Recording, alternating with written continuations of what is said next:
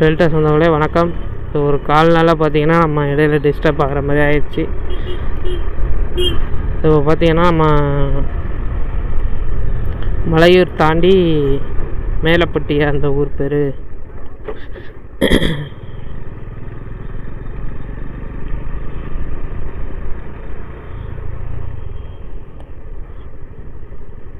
மேலே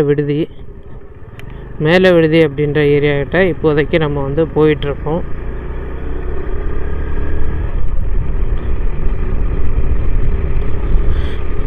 இவ்வளோ நேரம் மழை பெய்கிற மாதிரி இருந்துச்சு ஃபுல்லாக. இப்போ பார்த்திங்கன்னா நம்மளுக்கு வெயில் அடிக்குது நல்லாவே. ஸோ நம்ம இப்போ கிட்டத்தட்ட ஒரு 10-15 நாளாகவே ஃபுல்லாக உங்களுக்கு வந்து நம்மளுக்கு வெயிலே காமிக்கலைங்க. 10-15 நாளாகவே நல்ல மழை, நல்ல ஒரு குளிர், ஸோ அப்படி தான் இருந்துகிட்ருக்கு. ஸோ ரீசெண்டாக இப்போ கூட கேள்விப்பட்டோம், திருநெல்வேலியெலாம் வந்து 100 வருஷத்துக்கு முன்னாடி தான் வந்து ரொம்ப டெம்பரேச்சர் லோவாக இருந்துச்சு, -20 அந்த ரேஞ்சில் இருந்துச்சு. இப்போ அகைன் அதேமாதிரி இருக்குதுன்னு சொல்லியிருந்தாங்க. போச்சுங்க. இதுமாரி ஆப்போசிட்டில் கார் வரும்போது பார்த்திங்கன்னா கொஞ்சம் பார்த்து போங்க. நான் சொன்னதை அந்த பக்கம்லாம் ஆர்எஸ் விதி தான் நிறையா போட்டு பண்ணிகிட்ருக்காங்க.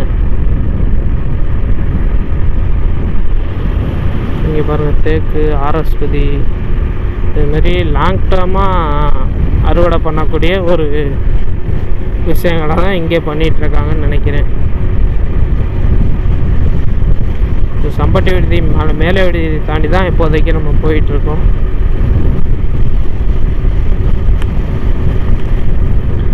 இந்த ஏரியா பொறுத்தவரையில் எனக்கு ஒரு மெமரி ஒன்று இருக்குங்க. ஒரு தடவை இந்த லைனில் போயிட்டு வந்துட்டுருக்கப்போ பார்த்தீங்கன்னா கரெக்டாக நான் இப்போ ஒரு வேகத்தடை ஒன்று காமிக்கிறேன். இந்த வேகத்தடைக்கிட்ட தான், வேகத்தடையை தாண்டி ஸ்பீடு அப்போ தான் ரைஸ் பண்ணேன். ஒரு குரங்கு பார்த்திங்கன்னா, குரங்கு குட்டி இப்படியாந்து திட்டுன்னு நம்ம வண்டியில் வந்து விழுந்துருச்சு.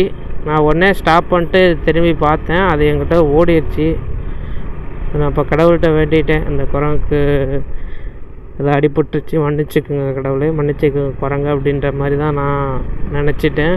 உடனே அங்கிட்ட பக்கத்தில் உள்ளவங்களாம் சொன்னாங்க, ஒன்றும் இல்லை தம்பி, நீங்கள் போங்க, அந்த குரங்குக்கு ஒன்றும் இல்லை, ஓடிடுச்சு அப்படின்ற மாதிரி சொன்னாங்க. இருந்தாலும் எனக்கு வருத்தம், ஏன்னா அதுவும் ஒரு உயிர். நம்மளுக்கே லேசாக ஒரு கல்லால் அடித்தாலும் எப்படி வலிக்குது, அதே மாதிரி தான் அதுக்கும் வலிச்சிருக்கும்ல அப்படின்ற ஒரு ஃபீல் ஆயிடுச்சு எனக்கு.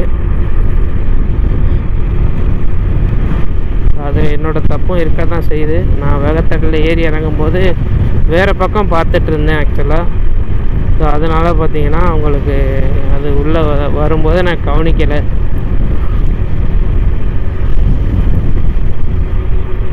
இது மாதிரி ஒரு சில நிகழ்வு வந்து எனக்கு நடந்திருக்குதான். ஓகே, பரவாயில்ல, ஸோ கடவுள் நம்மளை மன்னிப்பார்னு நம்புகிறேன். சரி, ஓகே வாங்க.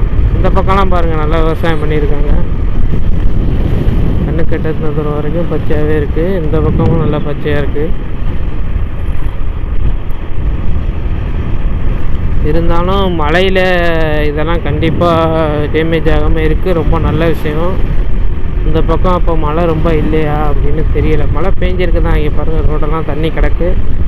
பட் எனக்கு தெரிஞ்சு இந்த விவசாய நிலங்கள் வந்து வடிகால் நல்லாயிருக்கும்னு நினைக்கிறேன். ஸோ அதனால தான் இதில் வந்து தண்ணி தேங்கலை. அப்படி இல்லை அப்படின்னா பூமியில் ரொம்ப வறட்சி இருந்திருக்கணும். ஸோ அவங்க அடிக்கடி தண்ணி கட்டிகிட்டு இருந்திருப்பாங்க போல். அதனால தான் பூமி தாயை வந்து அவ்வளோ தண்ணியையும் உள்வாங்கிட்டாங்க.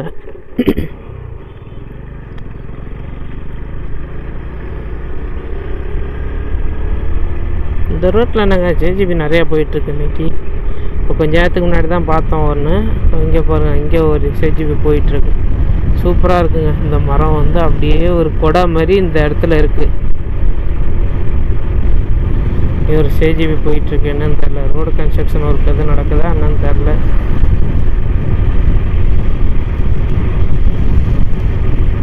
நல்லா குளிருதுங்க. ஃபுல்லாக மழை பெஞ்சதுக்கு அதுக்கும் இந்த மரங்கள் நிறைய இருக்கிறதுக்கு அதுக்கும்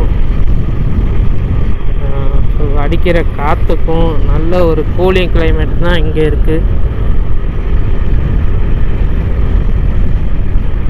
இடத்துல வேறு திடீர்னு ஏறும் ரோடு. இங்கே பாருங்கள்,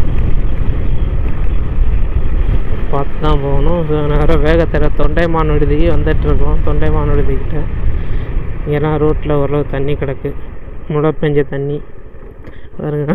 குரங்கு போகுது, குரங்கெல்லாம் நிற்கிது.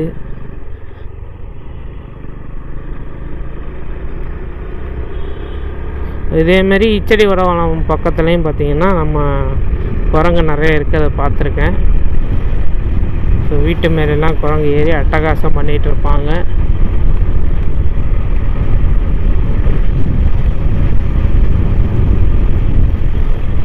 இதுமாரி ஆடு போணுச்சு அப்படின்னா கண்டிப்பாக பார்த்து வண்டியை கொஞ்சம் மெதுவாக ஓட்டுங்க. ஏன்னா திடீர்னு ஆடு குறிக்க விடலாம். ஸோ அதனால் எது வேணுமாலும் நடக்கலாம்.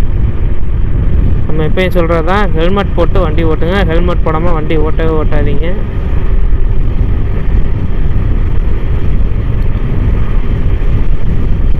நம்ம சேனலை சப்ஸ்கிரைப் பண்ணுறது மூலமாக பார்த்தீங்கன்னா உங்களுக்கு ஒரு நல்ல ஒரு எக்ஸ்பீரியன்ஸ் கிடைக்கும்.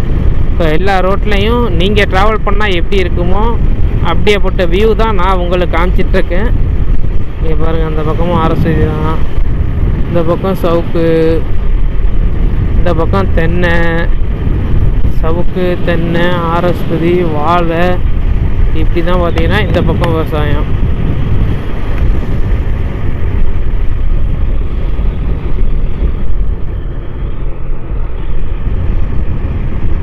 நல்ல ஒரு எதிர்காலம் இருக்குது. ஆனால் இங்கே பாருங்கள், அந்த தென்னை மரம்னா தோப்பம் ஆயிடுச்சுன்னா நல்ல ஒரு எதிர்காலம். அதேமாதிரி நம்ம முன்னாடி சொன்ன மாதிரி தென்னையில் மட்டும்தான் each and every part should be sell. எல்லா பாகங்களும், தென்னையில் இருக்கக்கூடிய எல்லா பாகங்களும் விற்பனைக்கு செல்லும். தென்னை மட்டையாக இருக்கட்டும், தேங்காவாக இருக்கட்டும், தென்னம்பாளையாக இருக்கட்டும், தென்னை மரத்தோட தண்டாக இருக்கட்டும், ஸோ எல்லாமே பார்த்திங்கன்னா தென்னை மரத்தோட அனைத்து பகுதிகளும் விற்பனைக்கு செல்லக்கூடிய ஒன்று தான். ஸோ நம்ம தென்னை வளர்க்குறோம் அப்படின்னா நல்ல ஒரு பெனிஃபிட் பார்க்கலாம். ஆக்சுவலாக நம்ம ரொம்ப நேரமாக வண்டி ஓட்டிகிட்ருக்கோம். ஒரு ஸ்டாப்பிங்கை போட்டுருவோம். ஸ்டாப்பிங் போட்டு அகைன் ஒரு 5 மினிட்ஸில் நம்ம ஸ்டார்ட் பண்ணுவோம். நன்றி மக்களே.